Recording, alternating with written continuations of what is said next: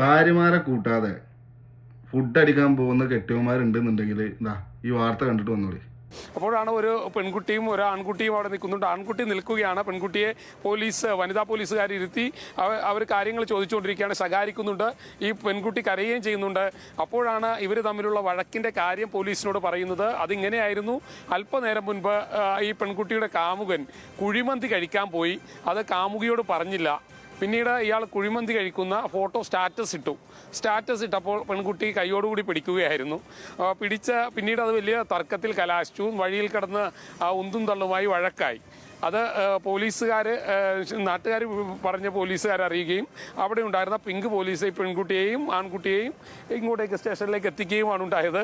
എന്തായാലും കുഴിമന്തി കഴിക്കാൻ പോകുമ്പോൾ ഇനി കൂടെയുള്ള ആളുകളെ കൂടി വിളിക്കണം എന്നുള്ളൊരു സത്യം കൂടി നമ്മൾക്ക് മനസ്സിലാക്കേണ്ടതാണ്. സ്വാതി, ബ്രോസ്റ്റും ഷവർമയും കുഴിമന്തിയൊക്കെ കഴിക്കാൻ പോകുമ്പോൾ കെട്ടിയോളന്മാരെ കൊണ്ടുപോവുക, ചെക്കന്മാരപ്പോൾ പോകുന്നവർ പ്രത്യേകം ശ്രദ്ധിക്കുക. ഇതേപോലെയുള്ള അവസ്ഥയ്ക്ക് വരും. എന്തായാലും ഇത് ഇവിടെ അവസാനിച്ചല്ലോ എന്നൊരു സമാധാനം മാത്രമേ ഉള്ളൂ.